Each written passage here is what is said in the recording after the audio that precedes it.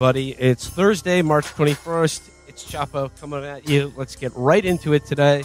Felix and I are joined by our old pal, Mike Recine. Mike, welcome back. Thanks for having me. You know, we got a lot to talk about on the show today, particularly who's more annoying, celebrities mad at Jonathan Glazer or normal people mad at their DoorDash delivery driver. But I've got some breaking news coming across the transom just as we begin recording. We've got new writing on Sydney Sweeney's boobs. Okay. If you've been following the show, you'll know that this has been roiling the culture wars. This is Richard Hanania has a new article out on his Substack. Headline: Sydney Sweeney's boobs are anti-woke because they cause physiological reactions in men that make leftist delusions impossible. So if I could just read this for you now. It says, all this brings us back to Sydney Sweeney's boobs. The more attractive women around us are, whether in real life or fiction, the less one is able to maintain two important leftist delusions: that sexes are or can be made interchangeable, and that sexual selection either is or can be made an unimportant part of human affairs. If Sydney Sweeney's boobs walk into a room, even Chris Hayes is going to experience physiological transformation. While Hannity or Tucker would probably start openly ogling her without shame, Hayes would shuffle papers around, turn red, and try to repress feelings he would interpret as reflecting underlying misogyny he still needs to work through. Men like that don't want their instincts to get in the way of ideology and self-reflect into places such as universities and left-wing news channels where they can interact with women who are similarly most comfortable in an environment that trends towards androgyny. What I like about that is that he's imagining a scenario in which Tucker Carlson and Sean Hannity are like going awooga, and just like these, like his mind palace is just writing a whole little scene for his favorite media talking heads. Yeah, and Chris Hayes' glasses fog up. He's like, what the? This like whole thing of like conservative guys writing about Sydney Sweeney, I didn't think it was possible, but it like actually makes me feel bad for like Hollywood like pedophiles. Like it actually does, because like I imagine a room of like the 150-year-olds who run Hollywood, and they had Sydney Sweeney and they were like, all right, this is perfect. We have a blonde bombshell in the form of Jennifer Aniston that we can do anything with. Sydney post it's giving being a teenager in summer of 2014 and all this shit. And they're ruining her with the gayest heterosexuality campaign of all time. Conservatives are like somehow like making it gay to find her attractive. It's really fucked up. Well, it's just when you see boobs, physiological transformations occur in your body. And if you're Chris Hayes, you sort of collapse inward on yourself. Whereas if you're, sort of a man's man like Tucker Carlson or Richard Hanania, you immediately get sprung and you go, ma'am, I'd like to meet your boobs and take them to dinner. I really like Tucker Carlson's opinions on race. I wonder what he's like bricked up.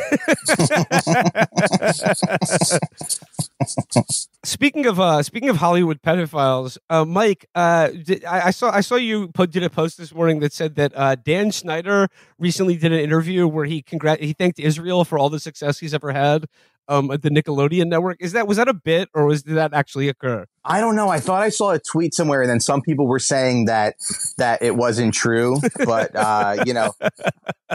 I said it. It got like 10,000 likes. I plugged my comedy special under it, so I can't. What's done is done. I mean, it's like spiritually true.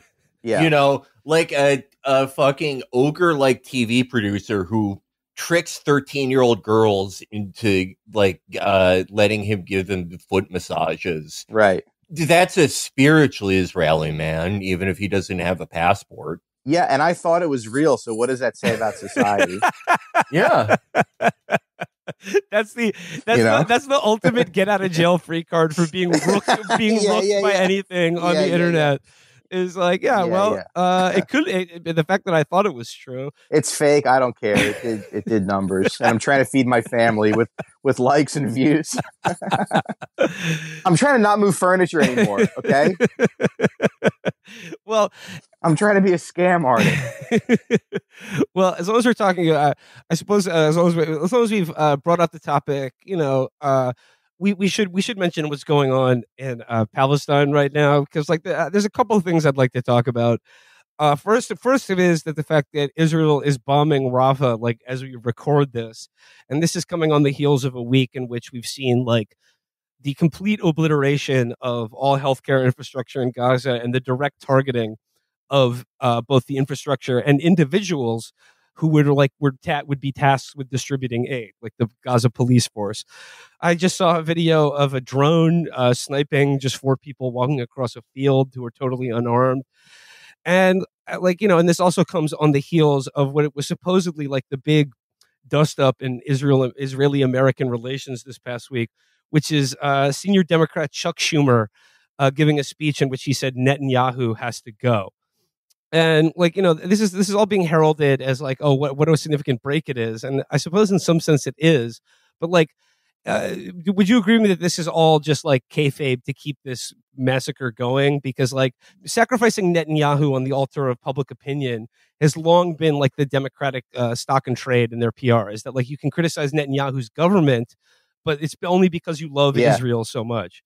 And Schumer himself said as much. Netanyahu's the best thing that ever happened to liberal Zionists. They get to pretend that there's one maligned Trump-like figure that's making Israel bad, and not that 80% of the country would volunteer to work in a concentration camp. Yeah. I mean, and then also there's the ongoing fallout over Jonathan Glazer's acceptance speech at the Oscars, where he said he rejects Judaism being conscripted as part of this effort to perpetuate an occupation and dehumanization of millions of people.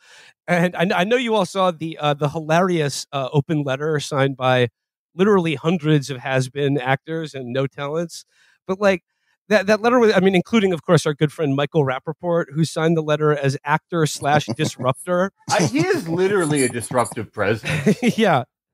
He's disrupted many subway cars and street corners throughout his entire career. Yeah, when I'm trying to buy a Yankee fitted for me and my son, he comes in and buys the whole store. It disrupts my nice time with my kid. But I guess the thing that's going on right now, at least the thing that I'm seeing in the press and in people's reactions to what is an ongoing slaughter that just has not and will not be stopped, least of all by our current government. But it seems to me we're replaying a lot of the arguments that were basically hashed out 3 or 4 months ago. Have you guys noticed that people are beginning to question the Gaza Health Ministry's death tolls again? We this was pretty much well established when Biden he months ago questioned their veracity and then had to walk it back. And I really feel the intensity of the killing is such that this is the only thing they have left to say is most of them were Hamas, or you can't really trust their numbers, but this shit just continues to keep happening. Yeah, I keep having this argument that I had on Christmas Eve with my dad in my head, because we were talking about this stuff and he was I brought up the hospitals and he was well, wait a minute, that was a Hamas rocket that hit that hospital. And I was that was 2 months ago. Yeah. Yeah. And then I said, I hate this family. And I drove out. I went to the liquor store. I slammed the door and I drove to the liquor store with my brother. But yeah, it's crazy. It's the same. They're going back to the old stuff. And I said, they've now completely, I was reading reports of just mass executions around the Al-Shifa hospital complex. Now the entire surgical wing of that hospital has been destroyed. And once again, what do I see by people defending this? They say it's well known that the tunnels are underneath the hospital or a terrorist command center. It's the lies have you can only tell the same lie so many times, but I guess in their estimation or their calculation, they can tell the same lies many times as they need to, because they know that the press will back them up. Yeah, I feel in 10 years you're going to be able to play as Hamas in Call of Duty. I don't know. Yeah. I don't know, but like I guess it's just the Chuck Schumer thing as well. Like like there's a big New York Times article about what a painful decision it was for him, and it's just like I don't give a shit. Like until Chuck Schumer starts talking about cutting off their fucking the money and weapons spigot or refunding UNRWA, then none of this shit means anything.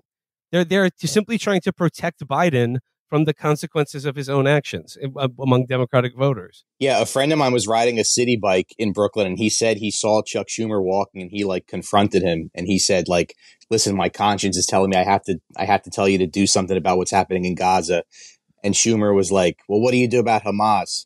And I feel like that's the most we can do is just like harass these people. Yeah, I don't know. He should have like just called them ugly or something.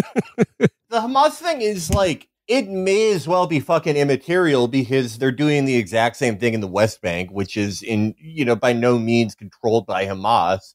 That completely, invalidates the idea that this is about Hamas at all. No, there's just zero consistency here. What would I do about Hamas? Well, now that you ask, Mr. Schumer, I would bring them into the tent. I'd rather have them in the tent pissing out than outside the tent. Yeah, you got to be fair. Yeah, you got to be. It's a big tent party, and I think we can accommodate Hamas. How I would deal with Hamas is I would give them the first F-22 that America has ever exported.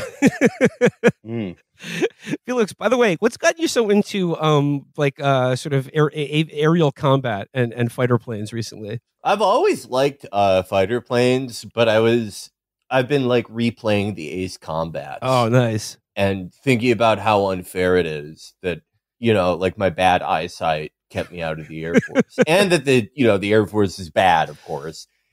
Like the fact that there isn't like a left-wing Air Force that has things like the Block 3 Super Hornets, F-22s, F-14s, which they phased out when I was in high school. But like, I think I would really have been one of the best fighter pilots who have ever lived. Felix and Mike, I don't know if I ever told you this, but one time when I was in high school, I had a slightly deranged individual on the subway who claimed to be a Vietnam veteran tell me that I had the eyesight of a fighter pilot and that, quote, men like me saved his life many times on the jungles of Vietnam. And I was just like, oh, wow, just because of the way my eyes darted around this subway train when you got on.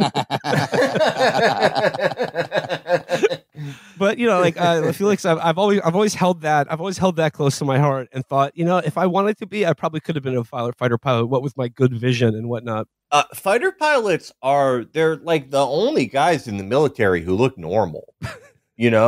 How so? I mean, like as opposed to just like ground troops who look like stupid or what? Yes. Okay. Yes, exactly.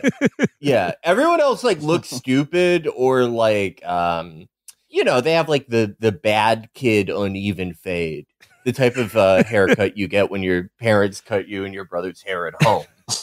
But fighter pilots are like, they have great eyesight, they look normal. They are sometimes on the shorter side because cockpits are small, but that's fine. Not everyone has to be 6'3". Tell me about it.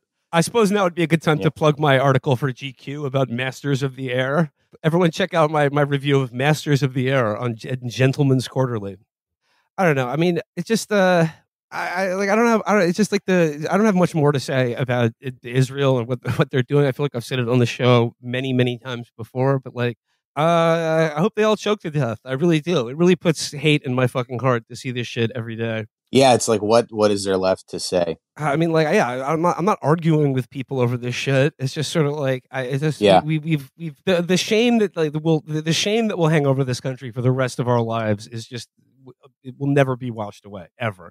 And and it just like, even if I oppose this or whatever, or use like my limited platform to say what I think is true, I mean, we're still all indicted by like the shame of living in this fucking country as we continue to just starve 2 million people to death and kill them through other means. Yeah, there is nothing left to argue about. There hardly ever was in the first place, right. But there is.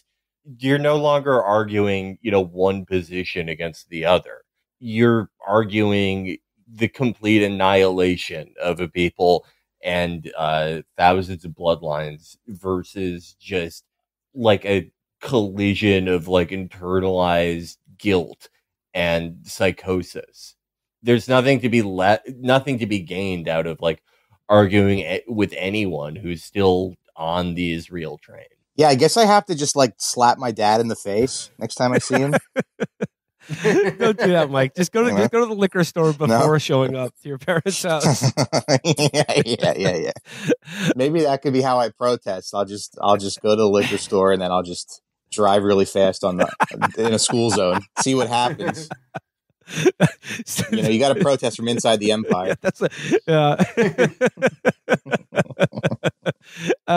Mike, I saw you do stand up the other night, and you did do a bit about we were quizzing Adam Friedland on if he, like you, often finds himself fantasizing about being an Islamic resistance fighter.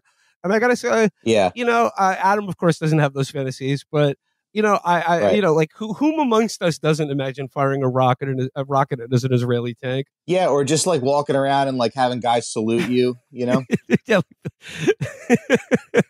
that would be pretty sick. Yeah, but it's funny because I feel like I know so little about Hamas, but it's funny when you see them on TV and like they wear suits. I guess that's their like TV uniform. I don't know. That's like the leadership. Yeah, I think I don't know. Yeah, that's the leadership of the political wing. Yeah. Okay. The like armed wing of Hamas like has different leadership, and especially during like armed conflict, you're going to see them on TV like in fatigues and with their face covered. But the guys in suits are the political wing. Are they actually billionaires? Well, they made some wise investments. Can't be, right? They made some wise investments in the 90s. A little Apple stock, little Microsoft. Right, very well. Right. Like I swear to God, they and like not just the Israelis, but like every like America, England, any country, anyone we're mad at, we say that their leader is a billionaire. Like it used to be Fidel Castro was a billionaire. Hey, he wore 2 gold Rolexes. Yeah. Yeah. Now give it back. Give what back?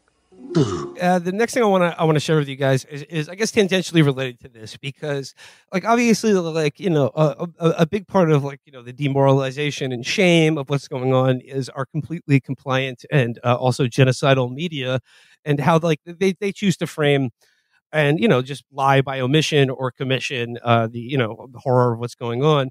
But I do want to share this one thing from the New York Times that came out this week. This is the text that accompanied a video published by the op-ed section. The headline is, "It turns out the deep state is actually kind of awesome." This is by Adam Westbrook and Lindsay Krause for the New York Times. So, look, I'll dismiss like the video that accompanies this story. It was like, it's very clear what they're doing. The video is like interviews with people who work at NASA or like the EPA who regulate lead and drinking water levels. And they're like, hey, look, the deep/administrative state are just, normal, regular people. They're not blood-soaked ghouls or pedophiles or anything like that. But it's just the way that they choose to like write this, and like and also a lie by omission of what they're leaving out of what people think of when they say the deep state, I think is quite telling. The text that accompanies the video reads like this. As America closes in on a major election, mistrust is brewing around the mysterious government entity that's now denounced in scary-sounding terms, the deep state and the swamp. What do these words even mean? Who exactly did they describe? We went on a road trip to find out. As we met the Americans who are being dismissed as public enemies, we discovered that they are us. They like Taylor Swift. They dance the bachata. They go to bed at night watching Star Trek reruns. They go to work and do their jobs, saving us from Armageddon. So, I mean, like that's like, they do talk to a NASA guy who studies how to intercept asteroids. So they're literally shouting out the Michael Bay movie. And yeah, I'm glad we have people in our government who are looking into how to stop an asteroid from hitting the surface of the Earth. But like, it's just like the cutesy way in which they talk about like, oh, they watch Star Trek and they like reruns on TV. They're just like us. They like Taylor Swift. Well, like putting these two groups in the same category, like the administrative state and the deep state. This is like if you wrote an article where you're like, Nazi Germany isn't so bad. We talked to people who were in the SS and a kindly chocolate beer. It's like, yeah, I think that probably most of the people in the administrative state are like, fine or good, like the asteroid guy at NASA or the person that like makes sure that companies can't, turn drinking water reservoirs into arsenic completely. Hey, those guys are probably good, but that's different from like, whatever guy learned the scary forms of math to work at the NSA. Hey, Felix, Oskar Schindler was part of the Germans' deep state. He was just bad at it. He just did a bad job making those munitions. Yeah. And he was also a Swifted. It says here, sure, our tax dollars pay them. But as you'll see in the video above, what a return on our investment we get. When we hear deep state, instead of recoiling, we should rally. We should think about the workers, otherwise known as public servants, the everyday superheroes who wake up to dedicate their careers and their lives to serving us. These are the Americans we employ. Even though their work is often invisible, it makes our lives better. But if Donald Trump is reelected and enacts Schedule F, that could change. He would have the power to eviscerate the so-called deep state and replace our public servants with people who work for him, not us. In the video above, you'll meet a few hardworking American public servants, and we hope you'll agree they're not scary at all. In fact, they're kind of awesome. Yeah, I'm so glad I stopped reading the New York Times and I only read the Daily News now.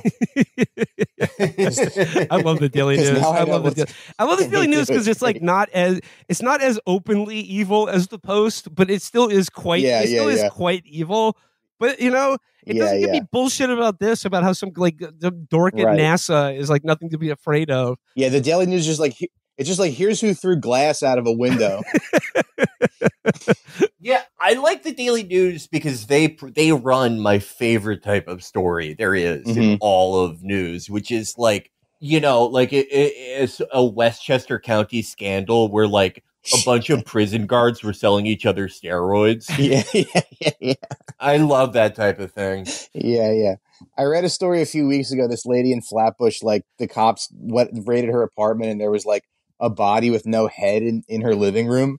And her neighbors heard her being like, "Oh no, I'm going to jail." Oh no, they found a headless body in my. I've had this thing forever. It was my dad's. Well, there's no statute of limitations on murder, depending how long that headless corpse was in her living room.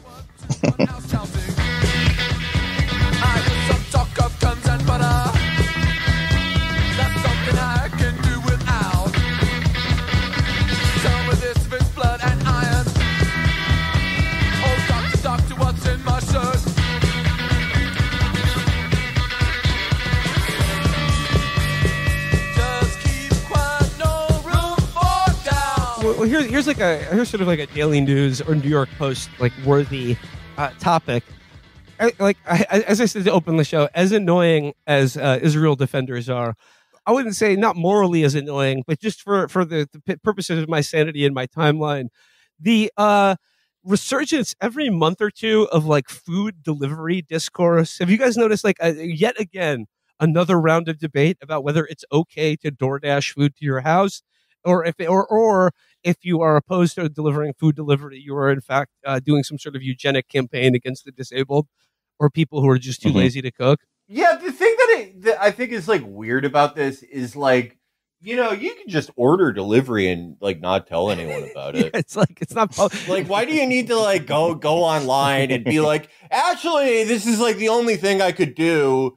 It's like if you believe that, you wouldn't be doing this. Like, you clearly think that you shouldn't be doing this. Otherwise, you wouldn't, be seeking for an audience to tell you that actually it's okay. That middle child syndrome allows you to spend $70,000 a year on DoorDash, which I think is fine. I spend double that, but no one has to tell me that it's Felix, okay. do you ever order dinner from DoorDash and then order dessert from a different vendor? I go one beyond that. I get dinner, dessert. They're from different places, and then there are places that they have a specific type of plastic utensil I like that isn't repeated in other restaurants, and I'll just order like a side of bread from there. and if I think that the utensil has been tampered with at all, I dox the delivery. Damn, if I pick up a pizza for my family, it like ruins me. I have to cook every night. I'm like a slave. I'm like my grandmother. Yeah, you're just kneading pizza dough all the time. Mm-hmm. I'm like Connie from The Godfather. I mean, like I've had your cooking. You're a very good cook. I think I don't know, like. I think people of our generation, if they missed maturing into an adult without the skill to cook, I think people are very salty about it, and I don't think there's anything wrong with that. Sure, but like I'm 40 years old now. Like being able to cook a meal myself and like buy ingredients and prepare a meal, that's like one of the only adult skills I have. So I'm gonna guard it fairly zealously. Me too, because I don't know how to pay bills or fucking do math or anything like that. Yeah. Chris sent me a thread that was like some of the craziest like DoorDash discourse, and somebody was like, well, I actually need because somebody was like, restaurant food has a lot of salt in it, and then somebody was like, yeah, well, I actually need that to survive. We all do. We all. Yeah, like I need the salt from Burger King. I saw one just before we got on about like I can't prepare food because I can't do the cooking gestures, and also I can't eat leftovers because it has histamines that will cause some reaction. I did not even know that leftover food. What even is a histamine? I know. I don't know. I know there's some. I'm not gonna even look into it. Yeah. I know like that sounds like something Janice. Yeah. That is such a Janice Soprano thing. Like again, if you were gonna like die if you did the cooking gestures, you would be like, okay, this doesn't apply to me. Yeah, you know, you should feel like if you were clearly the cooking gestures like this, like going like this, the Tommy cutlets, Ben,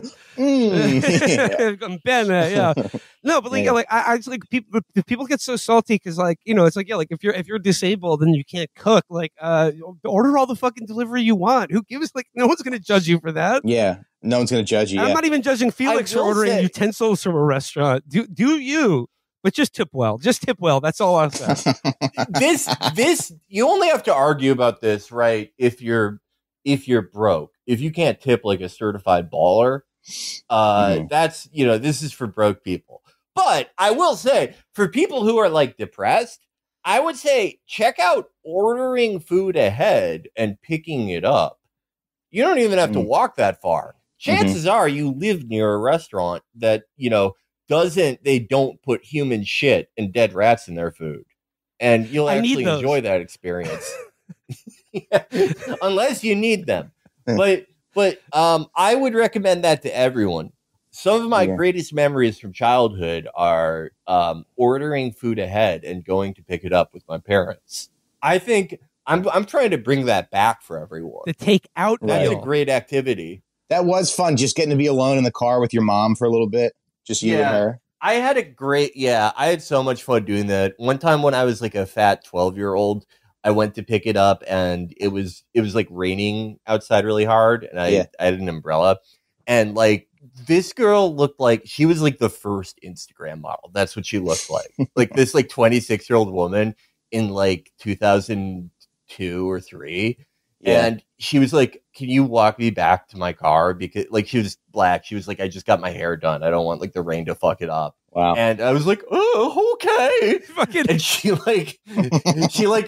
grabbed onto my waist. And I'm not gonna say what I did for the next 2 years. What I thought about for the next 2 years of my life. But that was like, that really sustained me for the as a 12-year-old. That was like the most action I'd gotten until time undisclosed. Well, these kids, they don't understand that 2002 is when girls were the most hot they've ever been. Yep. That's why they're all think Sydney Sweeney's hot. It's because they weren't alive in 2002. Right. They weren't alive in 2002. They don't know nothing about Catherine Zeta-Jones and the film Entrapment with Sean Connery. That movie's awesome. I love that. Like she's like a fucking smoking hot, like late 20s diamond thief, and she's like, I'm gonna need to fuck this 80-year-old man. Felix, I have a similar story. I went to Hooters once with my cousin when I was probably like 18, and there was a waitress that was like nice to me, and she told me her name, and I made her name my AOL password. I love it. I'll see like this is the positive. This is like usually I find food delivery and food discourse to be very enervating, but this is inspiring like tree of life style reveries of the past in both of you. Yeah. Call Hooters. You'll get to talk to one of the girls for a little bit. You can practice talking to girls, and then I think there's like a special play. Like I feel like an angel gets his wings whenever like a really hot woman is like nice and like nothing weird, just like like nice, like smiles to like a really repulsive 12-year-old like I was. That's what makes the world go round. Yeah. I remember one of the times we took the show on a little trip down to Atlantic City. There's a Hooters in the Tropicana, and it was a convenient place to eat, and we thought it would be funny and sat down there. And one of the things that the Hooters ladies do is sit down and chat with you at the table, of course. Mm-hmm. I know that I remember me and Matt were at the end of the table, and just the entire time that this very nice Atlantic City Hooters lady was sitting next to us, just being like, "Oh God, oh geez, you don't have to do this, lady. Please, you don't have to debase yourself for us." But also, not actually being able to say that. First of all, I would love to see MSNBC anchor Chris Hayes in a Hooters. He'd probably all be like, "Ooh, I don't know what to do here. I'm covering my eyes. I shouldn't see the bush and see the Hooters. This is demeaning." She sits down. She's like, "Ooh, tell me what a podcast is." And I was like, "God, no! This is like my sexual nightmare." I would love to see Chris Hayes stuck in a washing machine. See how he gets out of that one.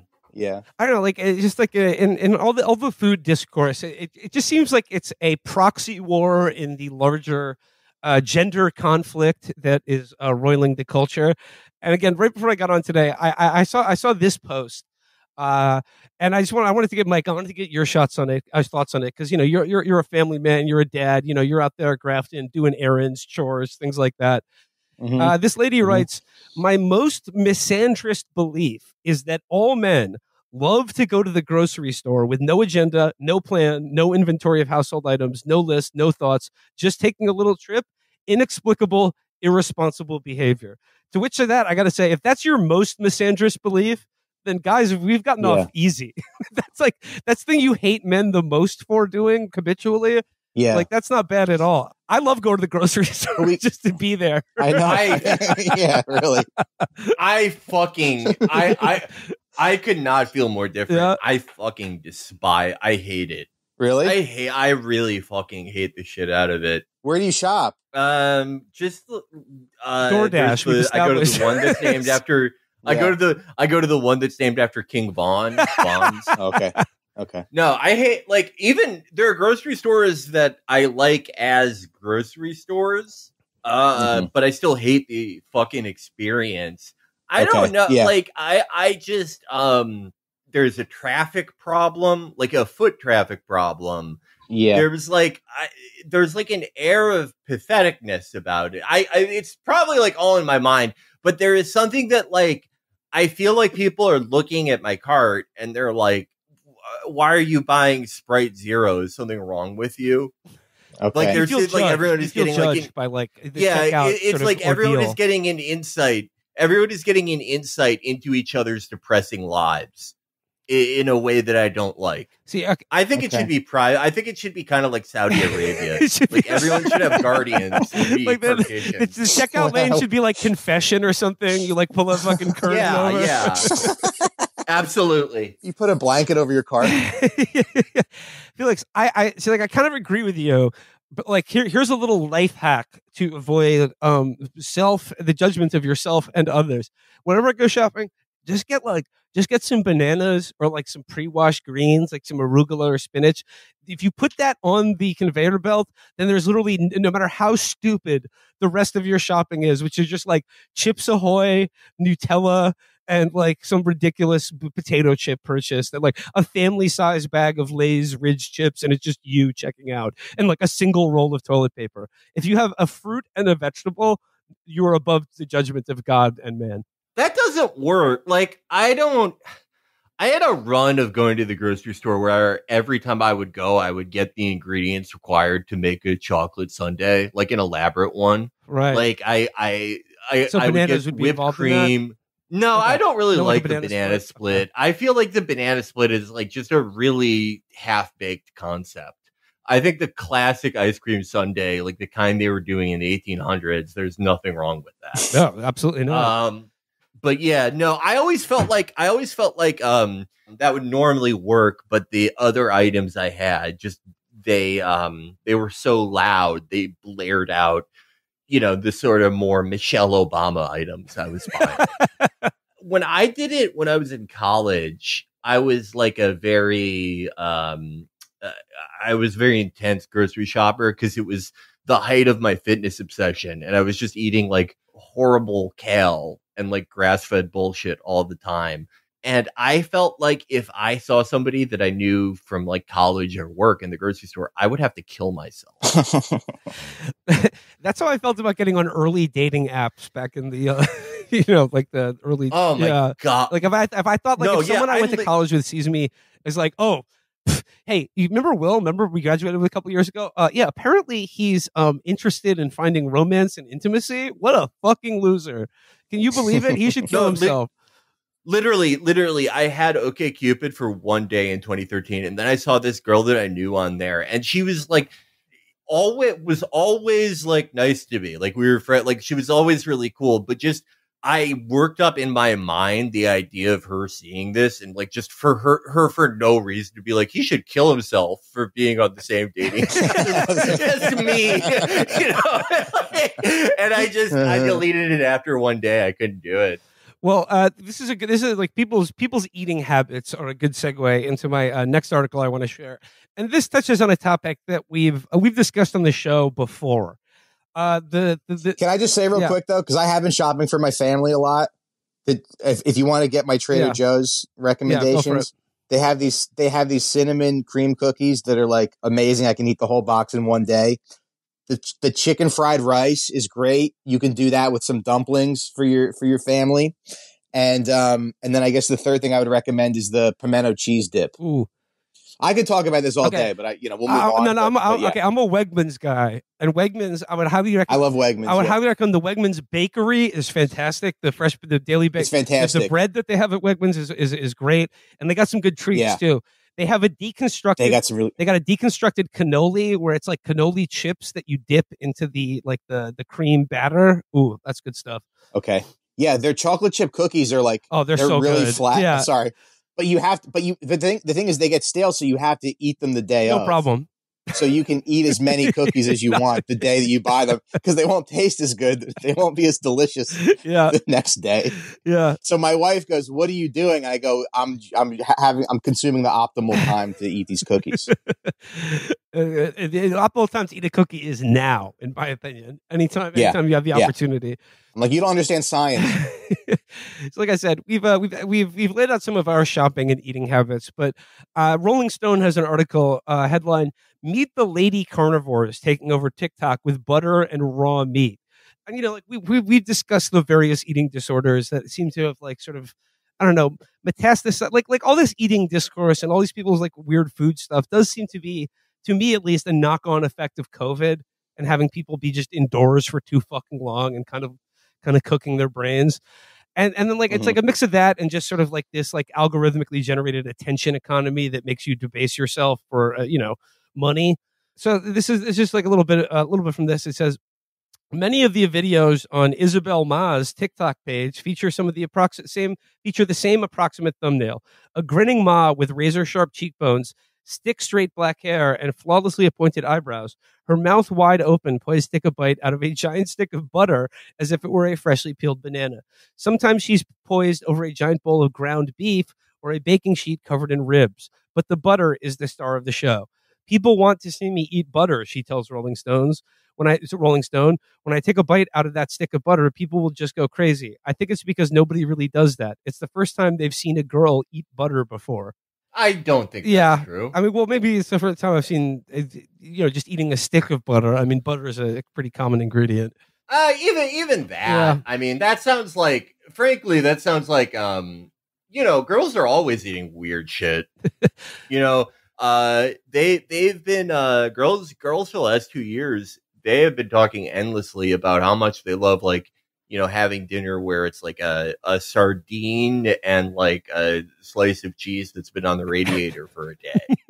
Yeah. They love eating like they're on a steamboat journey to Europe. It says here, Ma, who goes by the apt handle Steak and Butter Gal on social media, is one of a rapidly growing cohort of female influencers embracing what is known as the carnivore diet.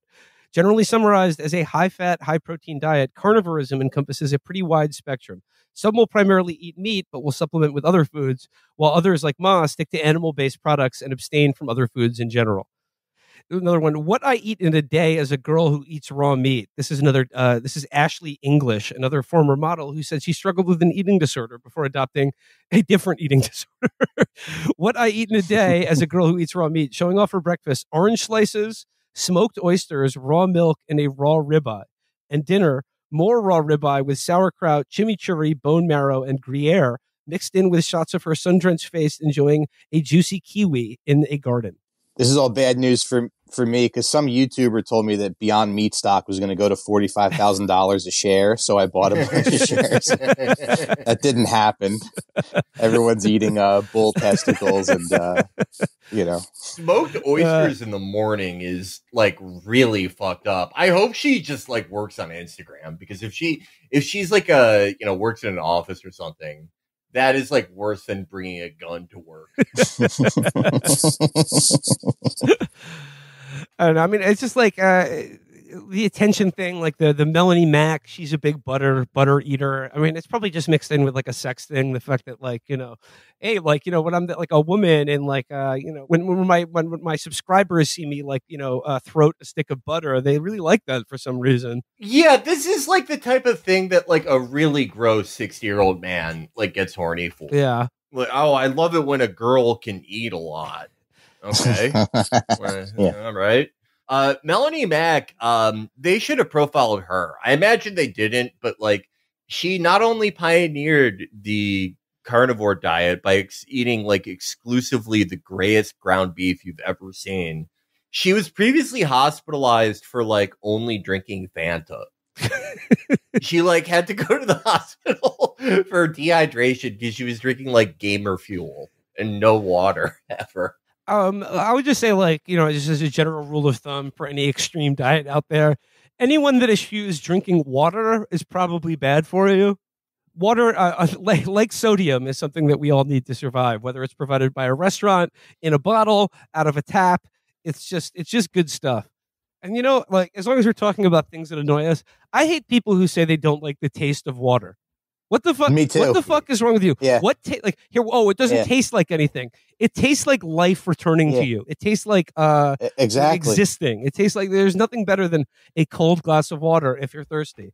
Grow up. Yeah. I cannot believe there are like adults who openly say that. That is such a fucking 6-year-old thing to say. What is wrong with you if you say it? Like I like the thing on TikTok where it's people make water recipes. Yeah. Oh my god. Like 85 types of flavoring in a water. Like edible glitter. They're making like the type of water that hummingbirds would make if they had an office job. Yeah, you have one of those Stanley cups, but yeah, you're just essentially drinking a hummingbird feeder. just syrup. Like Let's make my water of the day. Let's choose a flavor packet. I think I'm gonna go with the Hawaiian Punch, Green Berry Punch. I'm gonna do a Sonic Ocean water as well. Give this a little stir. Time for some ice. I'm gonna add that in. I'm gonna add it very slowly on top of some ice so it can layer, and it's gonna look super cool. Mermaid syrup, because it's a nice, beautiful blue color, and it's tropical as well, so it's totally gonna fit the vibe. I'm gonna add it in, just like that. It kind of reminds me of the Slurp juice on Fortnite. Absolutely, yes. That is so good. The annoying DoorDashers, the people who order DoorDash, the people who only eat meat. This is just one of a number of increasingly annoying subcultures of people who can't shut the fuck up. And I'd like to now turn to our reading series for the day about probably one of the most annoying subcultures of this exact and similar vein of attention-seeking losers. I'm talking, of course, about white nationalism. and why it's no longer working out for certain people. Now, this is an article that was shared a lot this week called "Why I'm No Longer a White Nationalist" by The Vitalist on Substack. And like, this is, I mentioned Richard Hania already. This is like a guy who's like talking about why he no longer subscribes to hard white nationalism. And I think what's going on here is a lot of these guys sort of like, I don't know, either the money dries up or I think what's really going on is not so much the financial incentive, but like these guys are all contrarian right wingers. So when Joe Biden and the Democratic Party are like actually doing the Holocaust at a level, it's like when they've actually like have become the Nazis, now these guys are all finding a way to just be like, actually, it's no longer cool anymore. Here's why I'm a centrist. Here's why I'm just a liberal. It's because, like, there's no more juice to be had in being a Nazi when the standard bearer for the Democratic Party is like, doing Hitler stuff. But the article is very funny, and it's one that I dearly wish our colleague and friend Matt Chrisman were here to share with us, because basically the article is about what made him lose his faith in white nationalism was moving to a very white part of the country, in this case, the Midwest, and discovering that the sort of stock of Germanic Midwestern white folk were just not to his liking. They were not Nietzschean men of destiny. They were just basically college football fans who were just nod their head pleasantly when you pass them on the street, and that disturbed him greatly.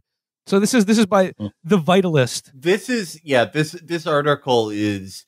There are some great mental images that conjure in your head when you get to the part where he's just quaking with rage while talking to somebody in a super America in this article. So it begins, in this piece, I'll explain why I've stopped calling myself a white nationalist. Do not mistake this for a disavowal of my past or some kind of groveling apology.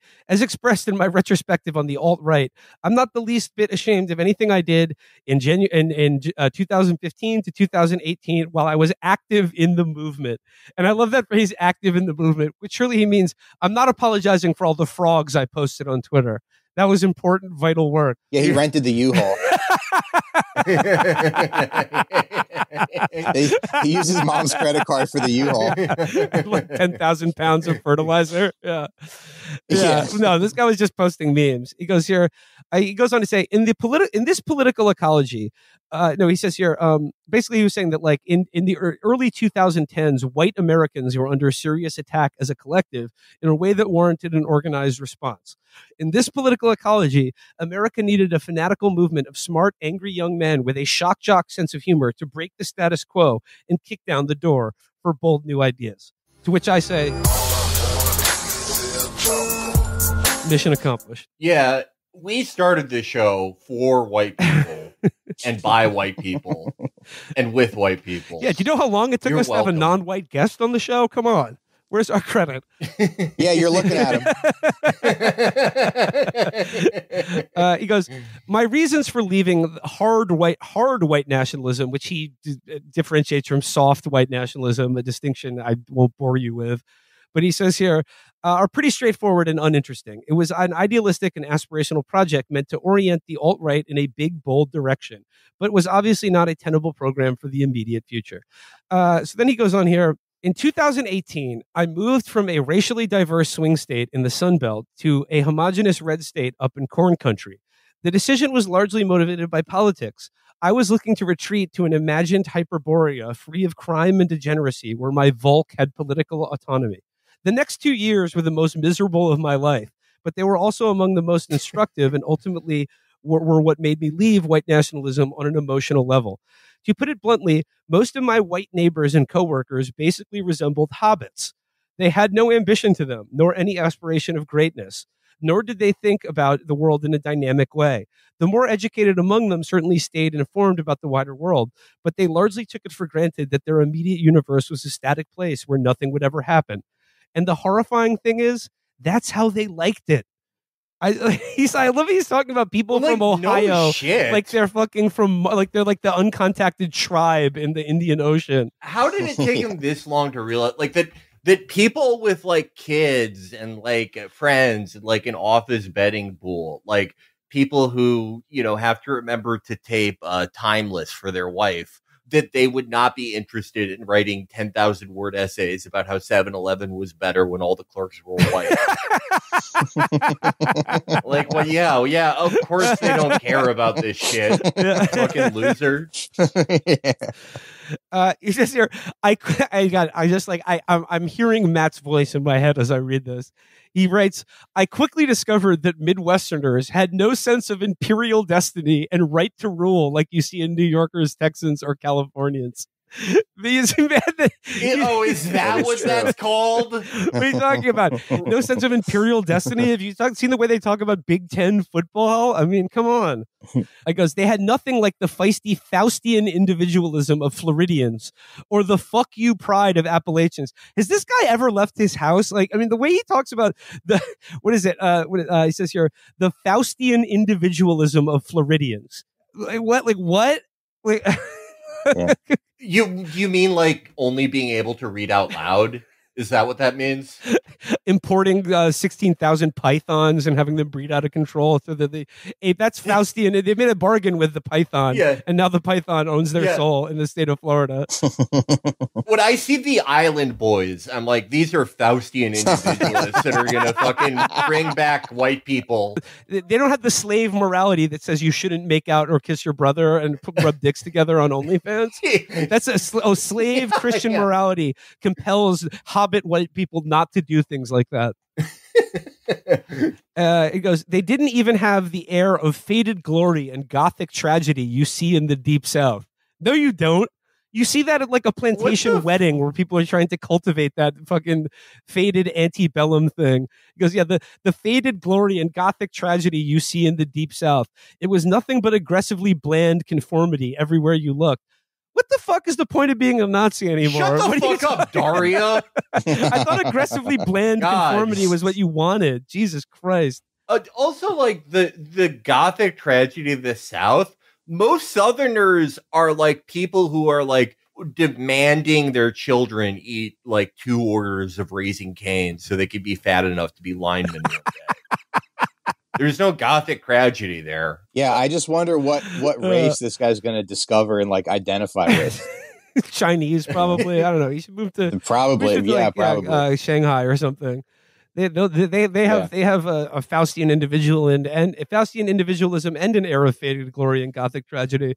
But he goes, to be sure, the Midwest met my expectations of being safer, more affordable, and less degenerate than the coastal Sunbelt. But it turns out this was a bad thing for my temperament.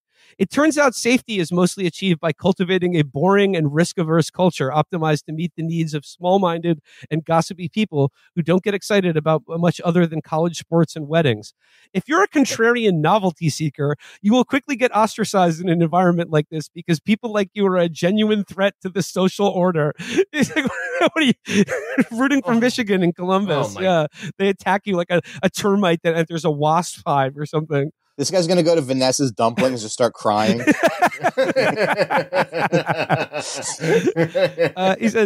He goes, people like these see you as a genuine threat to the social order. You can make friends with 95th percentile openness people who you see as a curiosity, but when push comes to shove, they will never choose you over the Shire.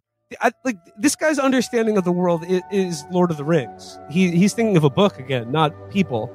And he's like, I just love him just being like, having everyone in his town despise this fucking loser. And they just be like, these hobbits, they will never leave the Shire.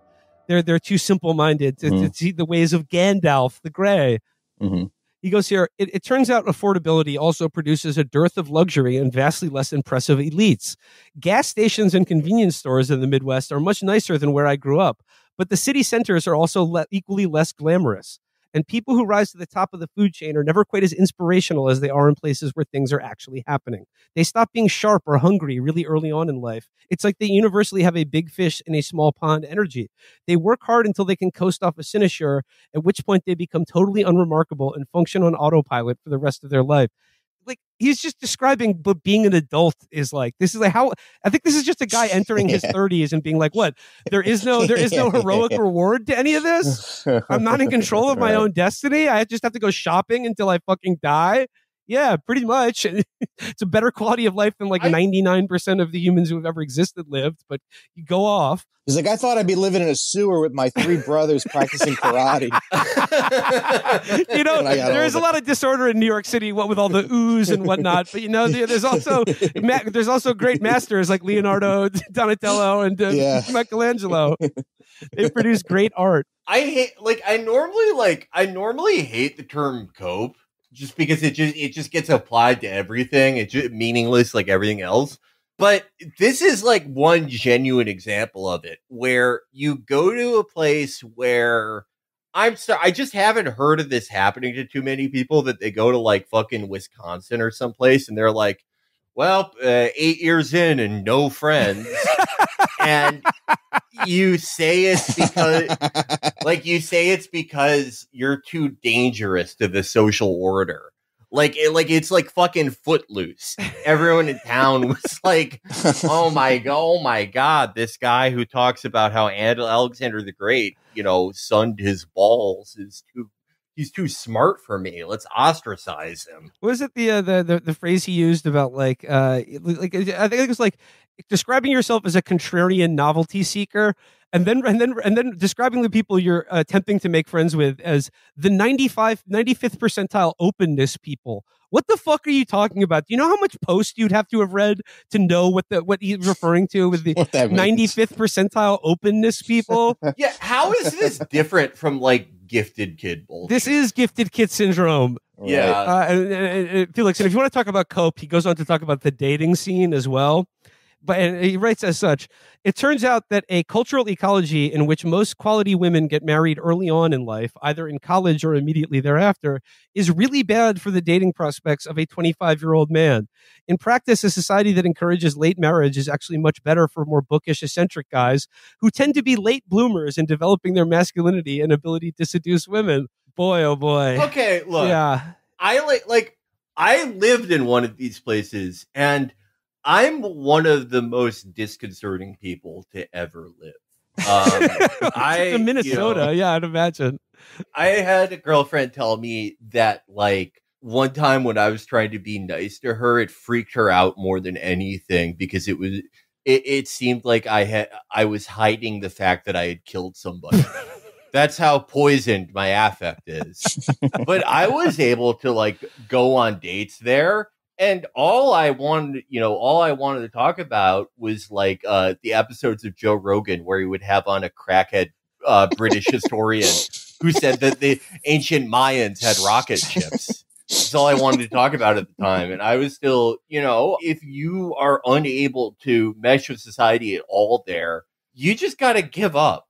You got to turn in your white card, buddy. Yeah, like I think this guy would be a lot happier being Chinese or Mexican, Yeah. And he says here, ironically enough, if you were the sort of extremely online neurotic weirdo intellectual who gravitates to trad ideology as a young man, you probably aren't temperamentally suited to dating normie conservative church girls who organically live that way. They much prefer unreflective, stoic chud bots with I think Chad bots is probably what that should be, with rough hands and smooth brains.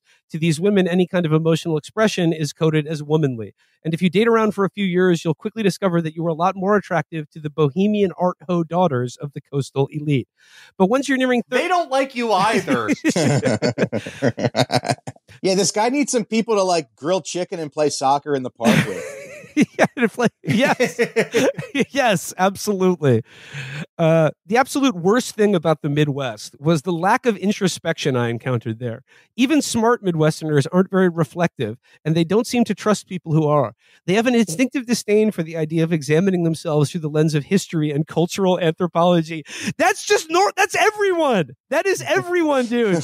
Try talking that shit in like the richest neighborhood in LA or New York, and just be like, oh, fellow Aryan Superman, you don't also like to examine your life and identity through a lens of cultural anthropology and history? What the fuck?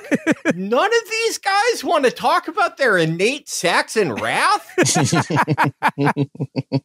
Are you guys stupid or something?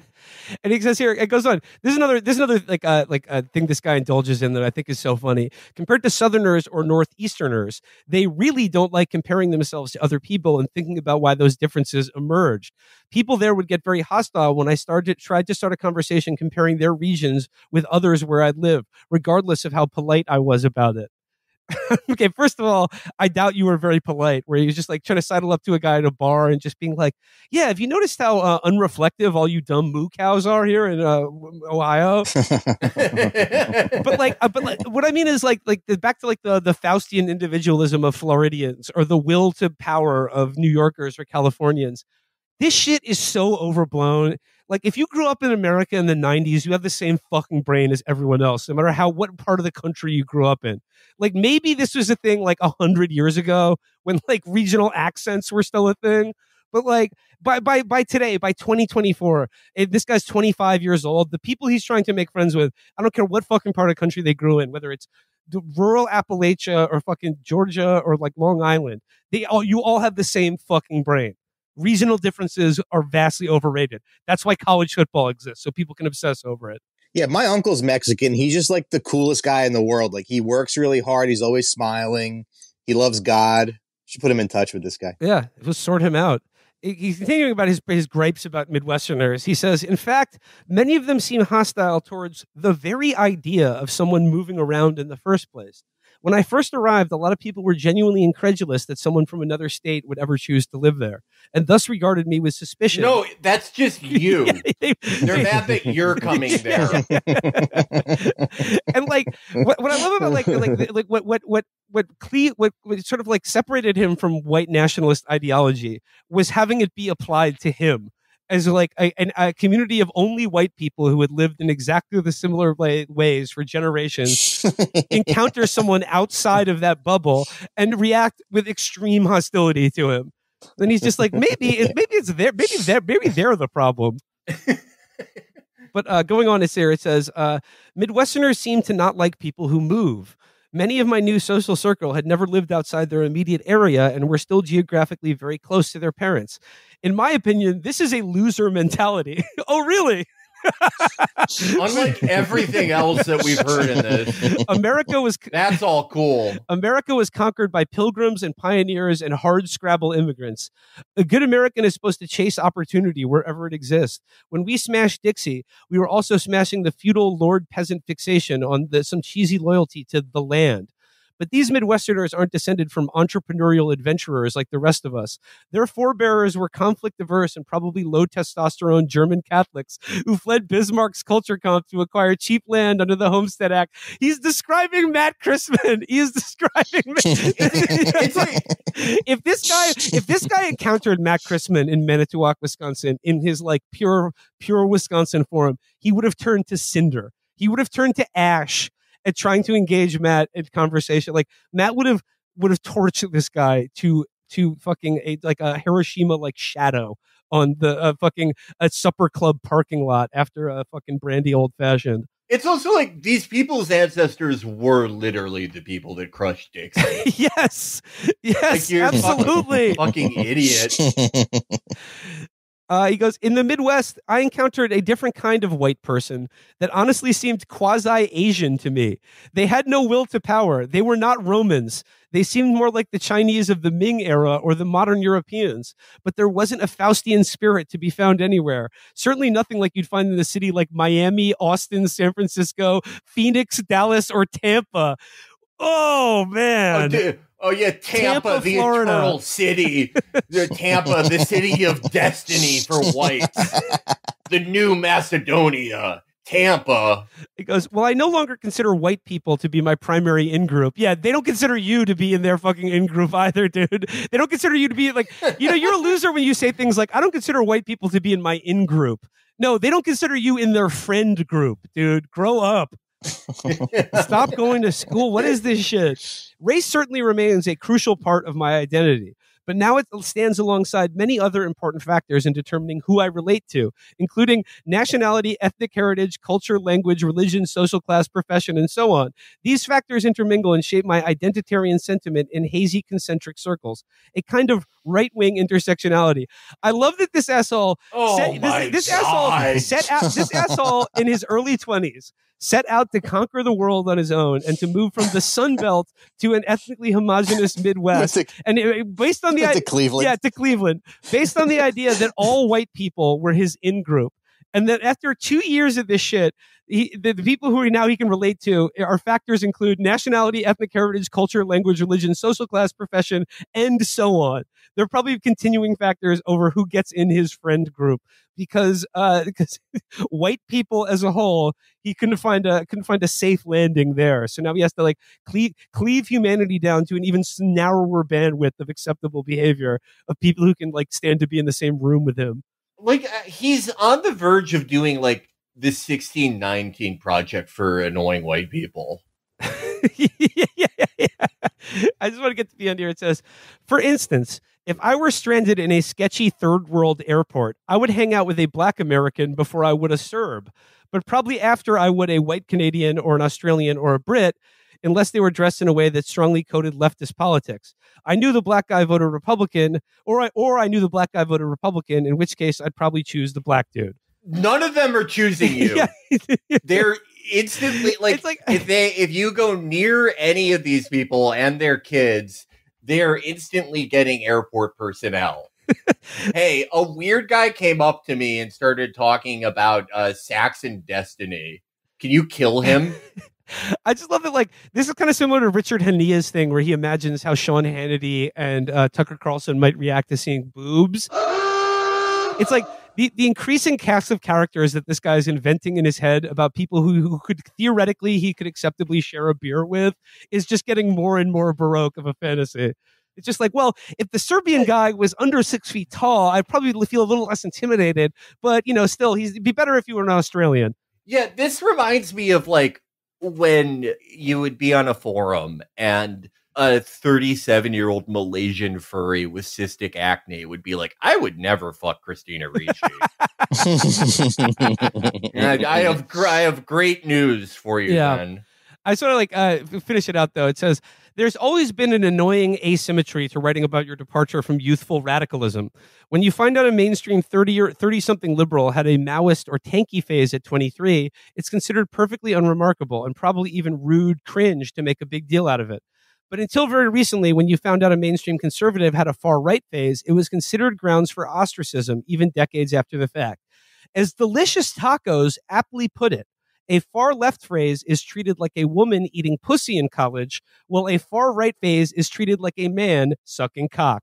To which I say, that's the first smart thing you said all fucking day, sir. That's the one line. Just end the rest of the article. Like, you shouldn't have written anything else other than that. Yes. Yeah, this is just the beginning of his journey to being like a regular gay guy. I wish him the best of luck. Yeah, he'll be at Wegmans with his husband in like 10 years, Yeah. Perfectly nice guy. Back among men of destiny here in downtown Brooklyn. Yeah. Yes. Just like the places that he thinks are like, this is Byzantium. This is the last like rump empire of white people. Are like Phoenix, Arizona. That's so fucking, man. Like, white people need better cheerleaders. Yeah. I keep thinking about what Palma told us. It was like, we are addicted to losing. And like, I'm going to become a white nationalist, but just only to get rid of white people like this.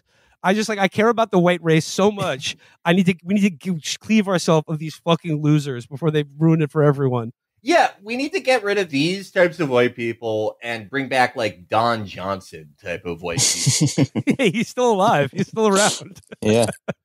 but he's getting old and there's only one of them. That's true. That's true. Could you ever picture him being like, oh, where is the arrows here? I've just spent this entire time you guys have been reading this article trying to map Lord of the Rings onto the Midwest. And my pitch for it is an erudite New Yorker arrives to 4 guys in a cornhole league in the west side of Cincinnati to lead them on a quest to throw a cursed Heisman Trophy into Lake Huron off of northern Mackinac Island with the help of a lithe Minnesotan, a rotund Chicagoan, and Brian Quimby, who I consider the Aragorn of Ohio. And Saruman is Jim Harbaugh, who's just decamped to San Diego. Yeah, exactly. Yeah. I love the idea of Brian Quimby like talking to the Ghost Army. Yes. Come on, you guys told my dad that you'd help me out. My dad and your dad were always cool. Come on.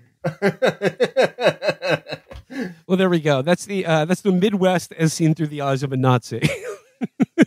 It's like, because if you had shown the Midwest to an actual Nazi, like right before they died in Stalingrad, they would be like, yeah, it's good.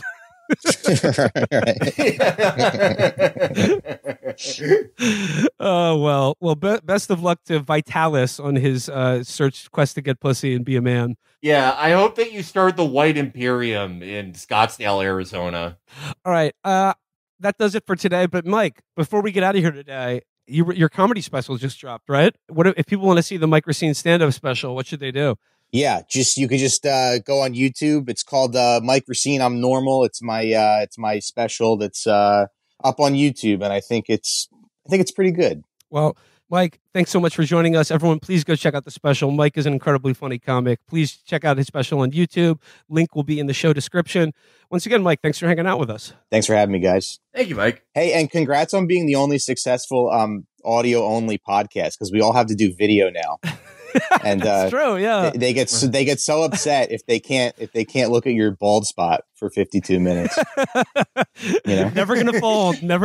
They go, where's the video? Where's the video? I don't get that at all. I don't either, but like, why do people want that so much? Because they're watching it at home, I guess, like it's a TV show. Yeah, but you can put on a video of anything else. Yeah, but you can listen to a podcast and watch videos of manuals. Yeah.